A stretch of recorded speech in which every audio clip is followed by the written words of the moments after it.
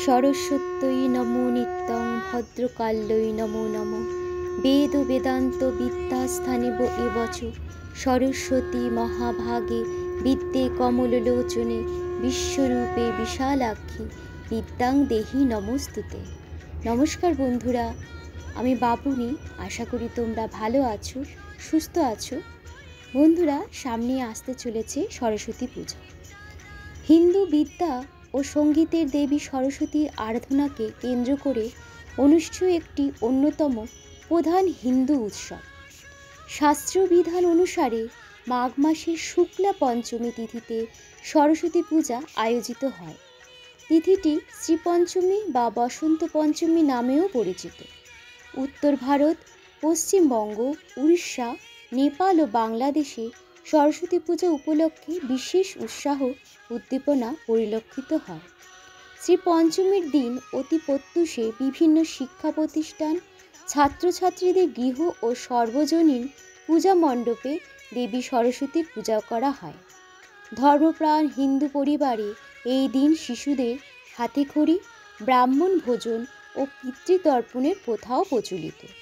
পূজার দিন সন্ধ্যায় শিক্ষা প্রতিষ্ঠান ও সর্বজনীন পূজা মণ্ডপগুলিতে সাংস্কৃতিক অনুষ্ঠানও আয়োজিত হয়।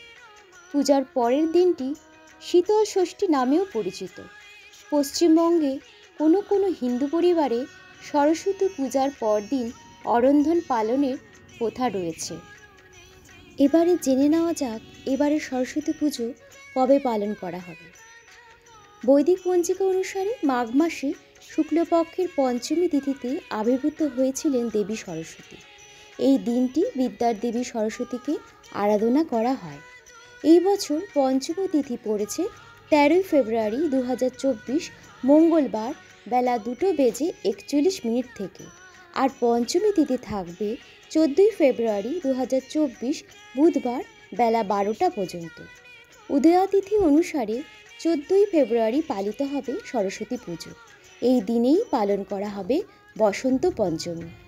এছাড়াও এবছর সরস্বতী পুজোর শুভ মুহূর্ত থাকবে 14 ফেব্রুয়ারি সকাল 7:01 থেকে বেলা 12:35 পর্যন্ত।